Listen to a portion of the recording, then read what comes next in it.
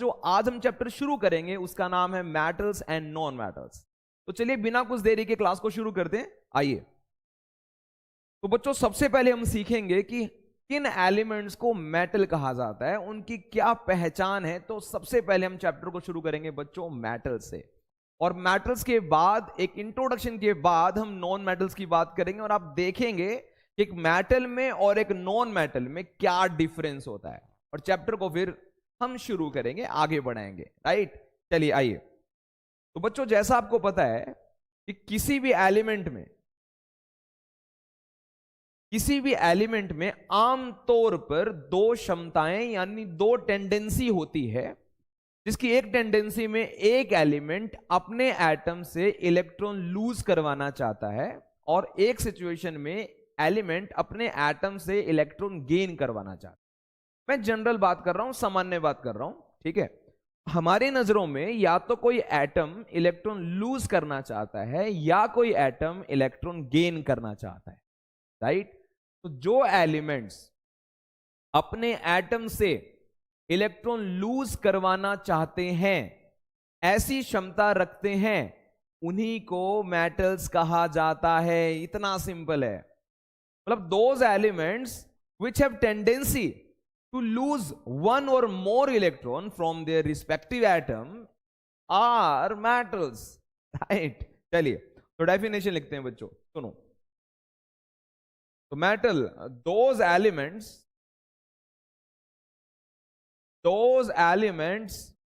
which have tendency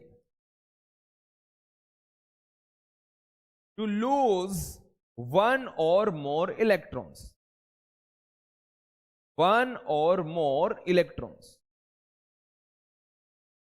जिनमें एक या एक से ज्यादा इलेक्ट्रॉन लूज करवाने की टेंडेंसी है, क्षमता है, उन्हीं को हम मेटल्स कहते हैं। राइट, और सोचिए जरा, अगर कोई एटम इलेक्ट्रॉन लूज करने में सक्सेसफुल हो गया तो वो एटम बन जाएगा पॉजिटिव आयन। क्या बन जाएगा बच्चों? Positive ion. सुनिएगा, दैट इज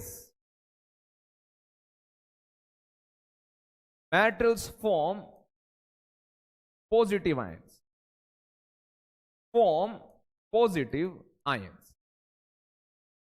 और आप जानते हैं पॉजिटिव आयंस को हम कैट आयंस भी कहते हैं। क्या कहते हैं बच्चों? Cat ions.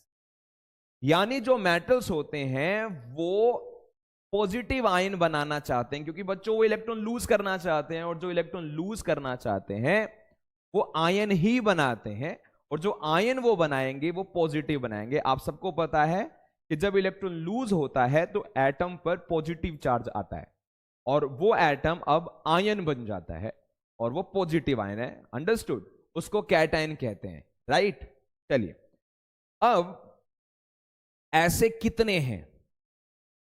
कितने एलिमेंट हैं? तो सुनिए बच्चों, ध्यान रखिएगा। About 92 elements are metals out of 118 elements we have. तो हमारे पास अभी फिलहाल 118 एलिमेंट डिस्कवर हो चुके हैं, जिसमें से 92 एलिमेंट्स, लगभग 92 एलिमेंट्स मेटल हैं। यानी पीरियोडिक टेबल के अंदर जहां पर 118 एलिमेंट्स को रिप्रेजेंट किया गया है, वहां पर बोलबाला डोमिनेंस किनका, प्रभाव किनका? क्योंकि लगभग एलिमेंट्स बच्चों मेटल ही हैं।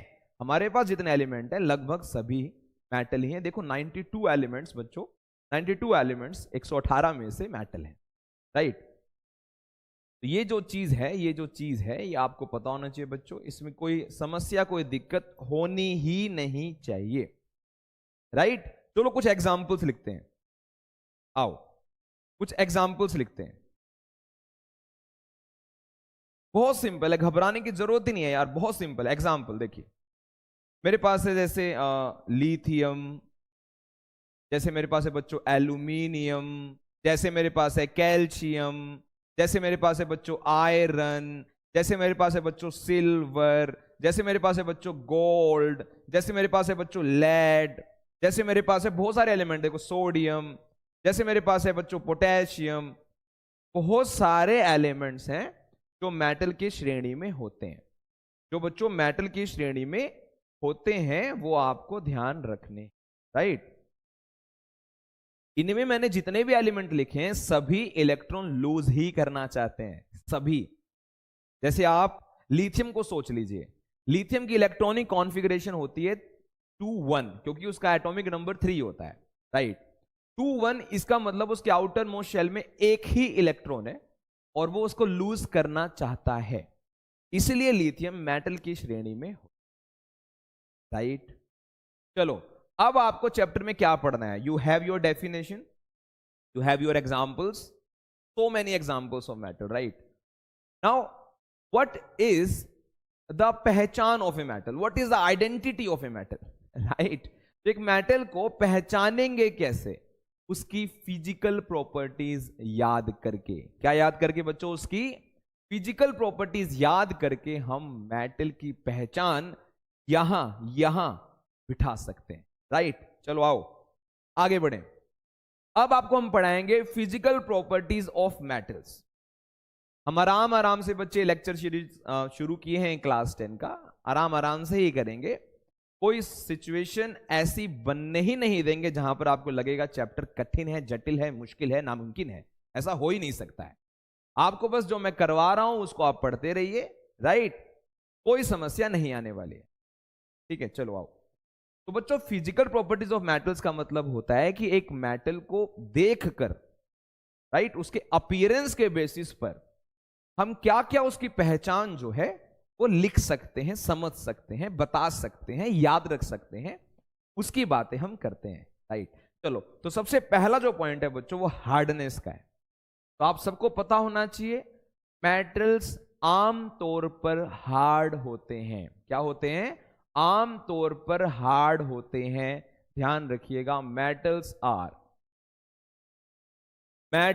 Are generally hard. मेटल्स आम तौर पर हार्ड होते हैं। Metals are generally hard. तभी आप सोच के देखिए ना कि बड़े बड़े ऑब्जेक्ट्स को एक जगह से दूसरी जगह पर लोडिंग करना, फिर उसको अनलोड करना, उसमें जो भी इक्विपमेंट्स हम इस्तेमाल करते हैं आप सोच कर देख लीजिए वो मेटल ही है। एक बड़े ट्रक में बड़े बड़े पत्थरों को ले जाया जा रहा है, तो वो जो ट्रक है, जिस मटेरियल के ऊपर वो पत्थर रखे गए हैं, वो जो ट्रॉली है, वो जो उसका पोर्शन है, जो कैरियर है, जो भी आप नाम उसका पुकारते हैं, वो मेटल से बना हुआ है, राइट, मेटल से। और जिन मशीन्स की हेल्प से आप उन पत्थरों को लिफ्ट कर करके दूसरी जगह पे रखोगे वो भी मेटल हैं। एक डायग्राम में आपको यहां से दिखाना चाहता हूं, अगर आप देख पा रहे हैं तो कैसे एक हैमर जिसमें ये जो पोर्शन आप देख रहे हैं वो मेटल का बना हुआ है, कैसे चीज शेप देने के काम आ, राइट। तो metals are generally hard, remember this point, right. Metals are generally hard, right. Now strength की बात करते हैं। तो बच्चों मेटल्स में स्ट्रेंथ भी बहुत ज्यादा होती है। ऑब्वियस है जो हार्ड होगा उसकी स्ट्रेंथ भी ज्यादा होगी, लेकिन एक साइंस में एक टर्म होता है टेंसाइल स्ट्रेंथ। कौन सी स्ट्रेंथ बच्चों? Tensile strength. मान लो आपका मेटल ऐसी सिचुएशन में है जहां पर उसको स्ट्रेचिंग होनी है, मतलब चीजों को खींचना हो, मान लो, राइट। तो मेटल जायंट प्रेशर में भी जा सकता है, ज्यादा प्रेशर में भी जा सकता है। उस सिचुएशन में वो उस सिचुएशन को कितना एब्जॉर्ब कर पाता है बिना ब्रेक हुए, वो टेंसाइल स्ट्रेंथ होती है। जैसे आप रस्सी को बांध कर खींचते हैं और एक रस्सी तुरंत टूट जाती है और एक रस्सी को टूटने में टाइम लगता है, तो जिस रस्सी को टूटने में टाइम लगा है उसकी टेंसाइल स्ट्रेंथ ज्यादा है। अब रस्सियों की बात तो कर नहीं रहे हैं, मेटल्स की बात कर रहे हैं। जैसे एक पिक्चर आप देख रहे हैं, ये जंजीर आपको दिख रही है, तो इस जंजीर की हेल्प से हम काफी हैवी हैवी चीजें खींचते हैं। अरे बस में जिम करते हैं कुछ, है ना। आपने कभी हैवी जिम ट्रेनर्स देखे होंगे जो ऐसे मटेरियल से भी ट्रेनिंग करते हैं, राइट। और बड़े बड़े ऑब्जेक्ट्स हम उठाते हैं, जिम की बात हो रही है, राइट। तो वो सारी चीजें मेटल्स की बनी हुई है। मेटल की टेंसाइल स्ट्रेंथ ज्यादा होती है। Remember this point, metals have generally high tensile strength, high tensile strength, high tensile strength, उनकी टेंसाइल स्ट्रेंथ काफी हाई होती है। Remember this point. अब सीधी सी बात है, जो मेटल हार्ड कहा जा रहा है, जिस मेटल की टेंसाइल स्ट्रेंथ ज्यादा है, उसका मेल्टिंग बॉइलिंग पॉइंट भी ज्यादा ही होगा। नहीं, उनको मेल्ट करना कठिन होगा। तो जिनको मेल्ट करना मुश्किल होता है उसका मेल्टिंग पॉइंट ज्यादा होता है, और जिसको बॉयल करना मुश्किल होता है उसका बॉइलिंग पॉइंट ज्यादा होता है। तो मेटल्स हार्ड हैं, ऊपर से टेंसाइल स्ट्रेंथ भी ज्यादा है, तो इनका मेल्टिंग बॉइलिंग पॉइंट तो हाई होगा ही होगा। तो मेटल्स हैव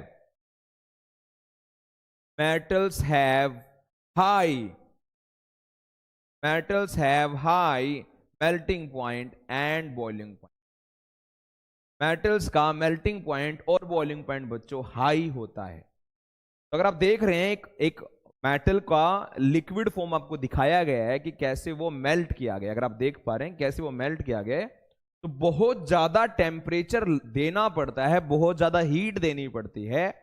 बहुत ज्यादा टेम्परेचर जब हो जाता है तब जाकर एक आम मेटल पिघलता है, राइट। जैसे आपने कभी आयरन रोड को देखा होगा, पहले वो रेड हॉट हो जाता है, वो अपना कलर चेंज कर रहा है लेकिन अभी स्टेट ही चेंज नहीं किया है। तो आप सोच सकते हैं कि उसका मेल्टिंग पॉइंट कितना ज्यादा पाएगा, राइट। तो मेटल्स का मेल्टिंग बॉइलिंग पॉइंट हाई होता है। आओ बच्चों डेंसिटी की बात करते हैं। डेंसिटी की, तो डेंसिटी को बेसिक मैं आपको बेसिक शब्दों में समझा दूं, बिल्कुल आसान भाषा में समझा दूं। डेंसिटी का मतलब गाढ़ापन होता है। क्या होता है? गाढ़ापन। तो मेटल्स जो कि हार्ड हैं, जिनकी टेंसाइल स्ट्रेंथ ज्यादा है, जिनको पिघलाने में दिक्कत है, ऑब्वियस है, वो गाढ़े ज्यादा हैं। गाढ़े समझते हैं? जो डेंस्ड ज्यादा हैं, जिसके पार्टिकल्स पास पास बहुत ज्यादा हैं, वो मेटल्स हैं। तो मेटल्स की डेंसिटी भी बहुत ज्यादा होती है। तो metals have generally high value of density, high value of density. तो मेटल्स का आमतौर पर डेंसिटी ज्यादा होता है। उसका रीजन यही है कि उनको मेल्ट करने में बहुत ज्यादा हीट देना पड़ रहा है, तो उसके पार्टिकल बहुत क्लोज क्लोज पाएंगे, और जो इसके पार्टिकल क्लोज क्लोज होते हैं वो डेंस्ड होता है बच्चों, राइट। तो वो डेंसर ज्यादा होते हैं।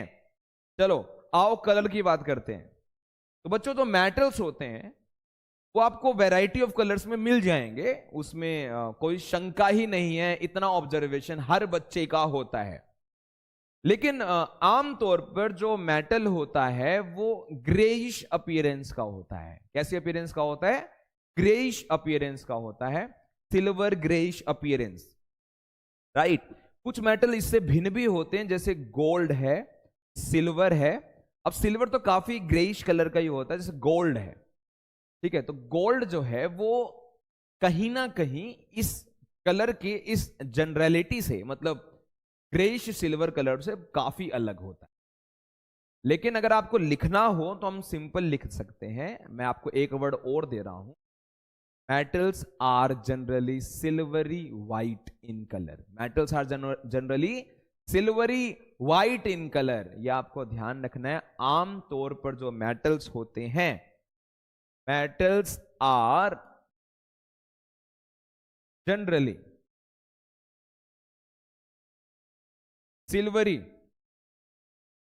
Silvery white in colour.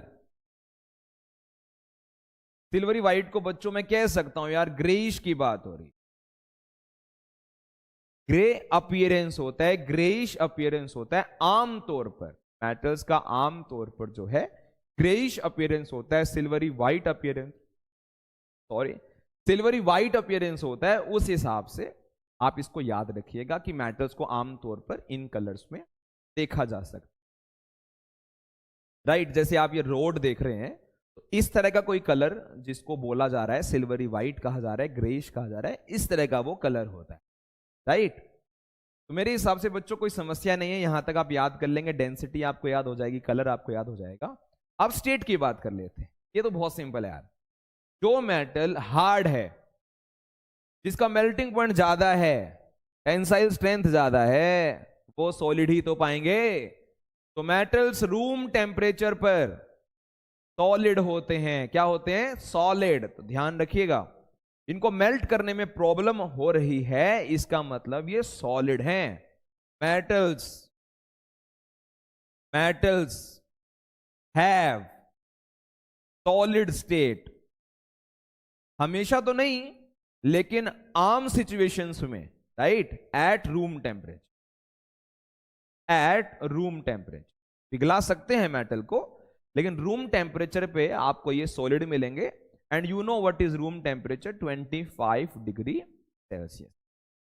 25 degree Celsius होता है बच्चों हमारा रूम टेम्परेचर, उसमें आपको सारे मेटल सॉलिड मिलेंगे। राइट। अब हैं कुछ एक मेटल ऐसे हैं जो इस चीज को फॉलो नहीं करते, लेकिन हम बात कर रहे हैं जनरल। मर्क्यूरी की पहचान तो आप सब जानते हैं, मर्क्यूरी इसको फॉलो नहीं करता है, वो मैं आपको अलग ही बताऊंगा जो एक्सेप्शंस होते हैं। कुछ मेटल्स ऐसे होते हैं कि जो पॉइंट्स हम पढ़ रहे हैं उनको फॉलो नहीं करते हैं, उसको हम अलग से कवर करेंगे। राइट। घबराने की बात बिल्कुल नहीं है, अभी आप करंट में जो चल रहा है उसको समझिए। तो मेटल्स सॉलिड स्टेट के होते हैं, आप इसको ध्यान रखिएगा। ठीक है, चलो आओ अब बात करते हैं अगले पॉइंट की, सोनोरस। अगला पॉइंट है बच्चों हमारा सोनोरस। इसका मतलब क्या होता है? देखो क्या होता है ना, जो मेटल्स होते हैं उनको जब किसी हार्ड ऑब्जेक्ट से कांटेक्ट में लाया जाता है, हार्ड ऑब्जेक्ट पे ड्रॉप कर दो, राइट, या हार्ड ऑब्जेक्ट से उसको बीट करो, उसके ऊपर पीटो, उसको हैमरिंग कर दो, ऐसे कह लो, तो वो आवाज करता है, और इसी को हम सोनोरिटी कहते हैं। और ऐसे मटेरियल सोनोरस होता है, सोनोरस। तो अगर आप ये पिक्चर देख पा रहे हैं, ये मेटल ही तो होता है। हम मंदिरों में जाते हैं और भगवान के आगे अपनी इच्छा व्यक्त करते हैं, वरदान मांगते हैं। वरदान तो गलत हो गया, मतलब कि आप अपनी जिंदगी में क्या पाना चाहते हैं ये आप जरूर भगवान के आगे बोलते ही होंगे, और अगर नहीं बोलते हैं तो कृपा करके बोलिए, क्योंकि वही हैं जो आपकी सारी बातें सुन सकते। राइट, सारी बातें, और कोई नहीं सुन सकता आपकी कोई बात तो नहीं, मतलब लगभग सारी बातें आपकी कोई सुन लेता है, लेकिन भगवान के आगे आप सारी बातें कर सकते हैं, अपनी इच्छाएं व्यक्त कर सकते हैं। तो उसके लिए हमें भगवान को जगाने के लिए, हमारी इच्छा पहुंचाने के लिए इनका इस्तेमाल किया जाता है। इन्हें घंटियां बोलते हैं, और जब हम घंटी बजाते हैं तो सुकून मिलता ही है, उसमें कोई शक ही नहीं है। ठीक है, जो मंदिर जाता है वो मेरी बात समझ पाता है, समझ ही रहा होगा, इसमें कोई शक ही नहीं है। तो जो घंटी होती है बेटा, जब वो बजता है ना, तो वो जो मधुर आवाज आती है ना, वो जो आहा कान में जो घुसती है, वो सोनोरिटी होती है, यानी मेटल सोनोरस होते हैं। गिटार है, वायलिन है, इनकी जो वायर्स होती हैं ये मेटल की तो होती हैं, राइट, तो ये साउंड ही तो प्रोड्यूस कर रही हैं। ठीक है ना, तो ध्यान रखिएगा, मेटल्स क्या होते हैं?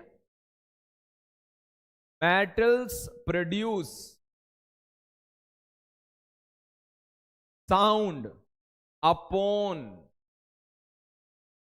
beating up by hard object। किसी हार्ड ऑब्जेक्ट का इस्तेमाल कर कर हम मेटल से साउंड प्रोड्यूस करवा सकते हैं। This is called sonority. क्या बोलते हैं बच्चों? इसको सोनोरिटी कहते हैं। दैट इज, मैं कह सकता हूं, मेटल्स आर सोनोरस। मेटल्स क्या होते हैं बच्चों? सोनोरस होते हैं, मेटल सोनोरस होते हैं। राइट, कर लेंगे। चलो आओ कंडक्शन की बात करते हैं यार। अब कंडक्शन की, तो ये अपने में से, अगर आपको पता होगा, अगर आप ये पिक्चर देख पा रहे हैं, ये पिक्चर देख पा रहे हैं, तो इसके अंदर फूड हो सकता है, वाटर हो सकता है, और ये मटेरियल जो है वो मेटल का है। मैंने इसको हीट दिया, मेटल को वो हीट मिला, और मेटल के अंदर जो चीज थी वो गर्म हो गई। इसका मतलब मेटल जो है अपने में से हीट को पास करते हैं। कंडक्ट करते हैं। और यही नहीं, वो करंट को भी कंडक्ट करते हैं। तभी हमारे घरों में जो वायर्स आती हैं जिससे सारे इक्विपमेंट्स चलते हैं, इलेक्ट्रॉनिक डिवाइसेस चलते हैं, those wires are nothing but metals. और मेटल्स करंट भी पास करते हैं, हीट भी पास करते हैं, ये आपको ध्यान रखना है। Simple, right? तो लिख लेते हैं, metals conduct heat and electricity.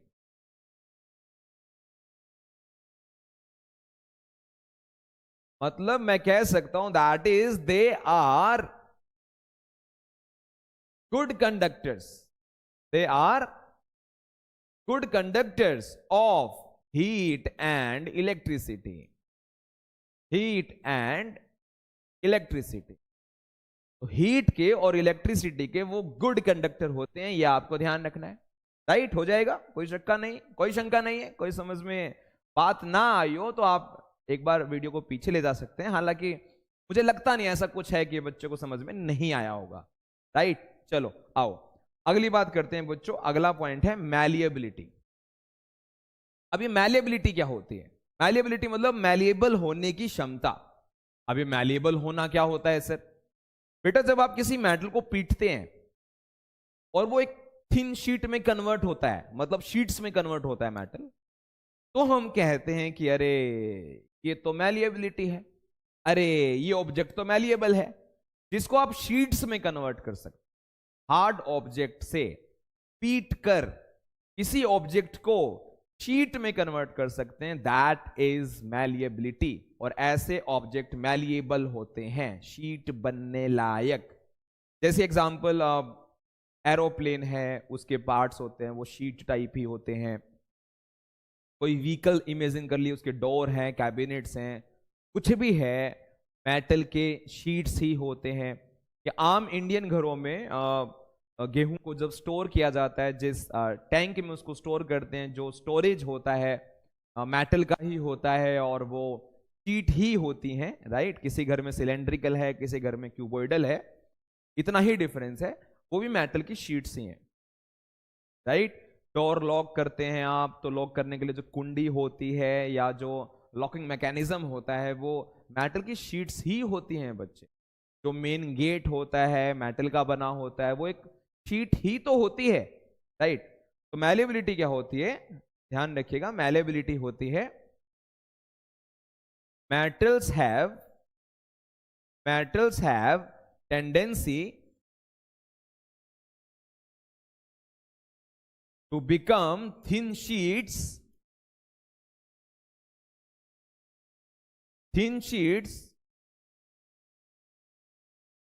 upon hammering। आप सिंपल ये लिख लीजिए, हैमरिंग करके शीट में कन्वर्ट कर सकते हैं, थिन शीट्स में। This is called malleability, this is called, इसी को बच्चों मैलिएबिलिटी कहते हैं। क्या कहते हैं? मैलिएबिलिटी। यानी मैं कह सकता हूं that is metals are malleable. Metals क्या होते हैं बच्चों? मैलिएबल होते हैं यार, मैलिएबल होते हैं। देख पा रहे हो? ये देखो मेटल का पिक्चर आपको मैंने दिखा रखा है, ये शीट्स पड़ी हैं, ये शीट्स हैं। राइट? एल्यूमिनियम की शीट्स बहुत फेमस, बहुत कॉमन होती हैं। एल्यूमिनियम की शीट्स हम इस्तेमाल करते हैं आमतौर, मतलब यूज तो हम काफी मेटल्स की शीट करते हैं, लेकिन एक कॉमन मैं अगर मेटल का नाम लूं जिसकी हम शीट्स इस्तेमाल करते हैं, वो एल्यूमिनियम की शीट्स होती है। राइट? चलो आओ अगली बात करते हैं, डक्टिलिटी। अब इस डायग्राम को देखिए पहले। इस डायग्राम में दिख रहा है कि इंडस्ट्रियल प्लांट है जिसके अंदर वायर बन रही है, और ये जो वायर है ये मेटल की बनी होती है। जैसे कॉपर वायर है, जैसे हम एल्यूमिनियम वायर यूज करते हैं, आयरन की वायर होती है। राइट? तो जो वायर्स हम इस्तेमाल करते हैं वो मेटल्स की बनी होती हैं, और यही जो प्रॉपर्टी होती है ना मेटल की कि वो वायर बन सकता है, उसे डक्टिलिटी बोलते हैं। क्या बोलते हैं? डक्टिलिटी। तो मैं लिख देता हूं बच्चों, ध्यान रखो, ability of a metal, ability of a metal to be converted to to be converted to wires upon melting, उसे डक्टिलिटी बोलते हैं, इज कॉल्ड डक्टिलिटी। उसे डक्टिलिटी बोलते हैं बच्चों, डक्टिलिटी। इसका मतलब जो मेटल्स होते हैं डक्टाइल होते हैं, that is metals are ductile, metals ductile होते हैं, राइट। मेटल्स क्या होते हैं बच्चों? डक्टाइल होते हैं, राइट। कर लेंगे, चलो अच्छी बात है। यस बच्चों, अब हम पढ़ेंगे कुछ एक्सेप्शंस, और एक्सेप्शंस पे जाने से पहले अगर आप मेटल के हर पिक्चर को देख रहे हैं, हर पिक्चर को, जो मेटल की मैंने हर पिक्चर आपको दिखाने की कोशिश की है, उसमें एक पॉइंट निकल कर आता है कि मेटल में चमक होती है। क्या होती है? चमक होती है। तो मैं काम करता हूं बच्चों, उसको कलर के साथ लिख देता हूं। वापिस आ जाइए, कलर एंड लस्टर।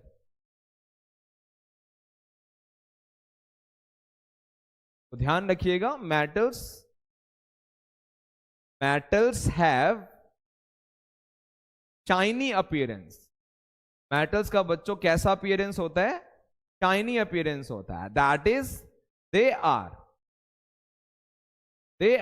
लस्ट्रस।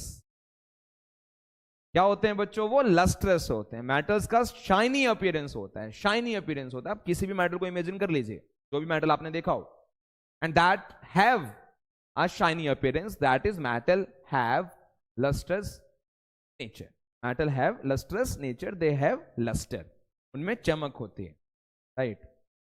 आओ कुछ एक्सेप्शन की बात कर लेते हैं बच्चों। चलिए मेरे साथ पढ़िए, और नॉर्मल है, एक बार आप इसको पढ़ लीजिएगा, जरूर काम आएगा। देखो, all metals are not very hard. सारे मेटल हार्ड नहीं होते हैं, मैंने लिखा था मेटल्स आर जनरली हार्ड, सारे हार्ड नहीं होते हैं। जैसे लेड है, सोडियम है, पोटेशियम है, ये सॉफ्ट मेटल्स होते हैं। क्या होते हैं? Soft metals. जैसे लेड का सिंबल Pb, सोडियम का सिंबल Na होता है, पोटेशियम का सिंबल K होता है। ये कुछ ऐसे मेटल्स होते हैं जो मेटल हो के भी हार्ड नहीं है, ये सॉफ्ट होते हैं, राइट। चलो भैया, पहला पॉइंट हो चुका है। दूसरा point, some metals like sodium, potassium have low melting point. Mercury का तो बहुत कम, liquid at room temperature. Mercury का तो इतना कम होता है मेल्टिंग पॉइंट कि वो आपको रूम टेम्परेचर पे सॉलिड भी नहीं मिलेगा, लिक्विड ही मिलेगा, राइट। तो यहां पर बात की हमने, पहले पॉइंट में तो बात की कि सारे मेटल्स हार्ड नहीं होते, कुछ सॉफ्ट भी होते हैं। दूसरे पॉइंट में बात की कि सभी मेटल्स का मेल्टिंग बॉइलिंग पॉइंट हाई नहीं होता, कुछ का लो भी होता है, राइट। पोटेशियम, जैसे सोडियम, जैसे मर्क्यूरी, इनका लो भी होता है मेल्टिंग बॉइलिंग पॉइंट। तीसरा पॉइंट, सोडियम और पोटेशियम वो मेटल्स हैं जिनका टेंसाइल स्ट्रेंथ भी लो है। क्या है? स्ट्रेंथ भी इनकी कम होती है, लो टेंसाइल स्ट्रेंथ। हमने पीछे क्या बात की थी कि मेटल्स की टेंसाइल स्ट्रेंथ ज्यादा होती है, लेकिन होते हैं कुछ मेटल्स जिनके टेंसाइल स्ट्रेंथ लो होती है। तभी तो एक्सेप्शंस हैं बच्चों, हाँ, तभी एक्सेप्शंस हैं, लो टेम्परेचर होते हैं। सोडियम पोटेशियम तो इतने सॉफ्ट होते हैं, इतनी कम टेंसाइल स्ट्रेंथ होती है उनकी कि उनको चाकू से भी काटा जा सकता है, चाकू से भी, राइट। आलू को काटना मुश्किल होगा, सोडियम काटना आसान है, ये देख लो आप। ठीक है ना, इतने सॉफ्ट होते हैं कि इनको चाकू से भी काटा जा सकता है। आइए fourth point, alkali metals have low density. हमने पढ़ा था कि मेटल्स की डेंसिटी आमतौर पर ज्यादा होती है, लेकिन मेटल की एक ऐसी श्रेणी है जिन्हें हम बोलते हैं अल्कली मेटल, जिसमें सोडियम है, पोटेशियम है, लिथियम है, रुबिडियम है, सीजियम है।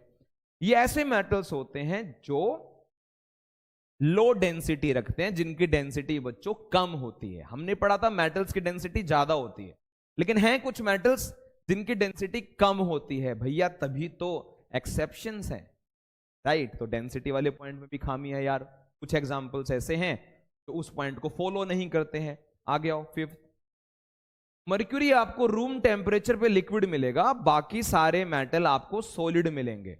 मतलब कि जो हम स्टेट की बात किए थे अभी पीछे कि मेटल्स आपको सॉलिड मिलते हैं, वहां पर भी मैंने थोड़ी शंका आपके दिमाग में डाली थी कि मर्क्यूरी नहीं होता है सॉलिड। तो यस, मर्क्यूरी ऐसा मेटल है जो आपको रूम टेम्परेचर पे सॉलिड नहीं मिलेगा। राइट बच्चा?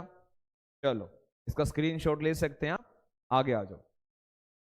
Next, mercury does not produce sound when struck on a hard surface. अभी हमने पढ़ा कि जो मेटल्स होते हैं उनको अगर हार्ड ऑब्जेक्ट से स्ट्राइक करवाएं तो वो साउंड प्रोड्यूस करते हैं, लेकिन मर्क्यूरी में ऐसी कोई खास बात नहीं होती, वो ऐसा कोई साउंड प्रोड्यूस नहीं करता है।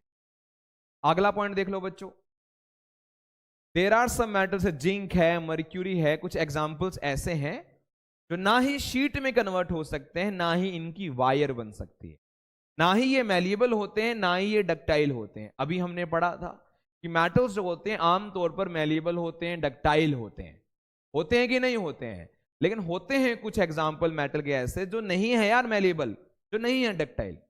ठीक है, सभी बच्चे होशियार नहीं होते हैं, बराबर होशियार नहीं होते हैं, चेंजिंग माई वर्ड्स, बराबर होशियार नहीं होते, सभी बच्चे होशियार होते हैं राइट, लेकिन बराबर होशियार नहीं होते।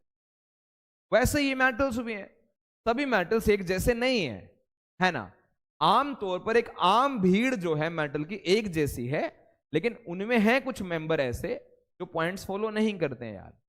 ठीक है, next, some metals like bismuth and lead are poor conductors of electricity. अब नहीं हमने पढ़ा कि मेटल्स करंट पास करते हैं, लेकिन कुछ मेटल्स होते हैं जैसे बिस्मथ है, जैसे लेड है। बिस्मथ का सिंबल बच्चों Bi, लेड का सिंबल बच्चों Pb, मर्क्यूरी का सिंबल होता है बच्चों Hg, जिंक का सिंबल होता है बच्चों Zn। इस तरह से आप सिंबल के साथ इन पॉइंट्स को नोट कर सकते हो। उम्मीद करता हूं कि जब भी कोई पॉइंट आपसे पूछा जाए इन 8 में से, बताओ ऐसा जो सोनोरस नहीं है, बताओ कोई ऐसा जो मैलिएबल नहीं है, बताओ कोई ऐसा जो हार्ड नहीं है, बताओ कोई ऐसा जो कंडक्टर नहीं है, बताओ कोई ऐसा जिसके टेंसाइल स्ट्रेंथ नहीं है अच्छी। इस तरह के पॉइंट आप कर सकते हैं। और आज हम अपना लेक्चर बच्चों यहीं खत्म करते हैं। तो एक इंट्रोडक्शन आप समझ सकते हैं और आप इसको अच्छे से ध्यान से पढ़िएगा। नोटबुक में अगर आपको ये चीजें मेंटेन करनी हो तो it is well and good, ये बहुत अच्छा है। तो आप साथ साथ पढ़ते रहिएगा, चैप्टर आपका ये देखिएगा बहुत बढ़िया तैयार होगा। आपको मैंने बोल दिया है कि 10th क्लास की जो साइंस का जो केमिस्ट्री वाला पोर्शन है वो बहुत ज्यादा आसान है भाई। फिजिक्स भी आसान है, बायो भी आसान है, केमिस्ट्री भी आसान है। ठीक है, बस पॉइंट इज कि हाउ यू मैनेज इट, आप उसको मैनेज कैसे करते हैं। फिजिक्स केमिस्ट्री बायो में तीनों में आप एक इंडिविजुअल सब्जेक्ट को मैनेज कैसे करते हैं, that is the main feature कि बच्चे के मार्क्स साइंस में ज्यादा आते हैं। राइट, चलो तो मिलेंगे आपसे अगले लेक्चर में, तब तक पढ़ते रहिए और ये चैप्टर करते रहिए। ओके।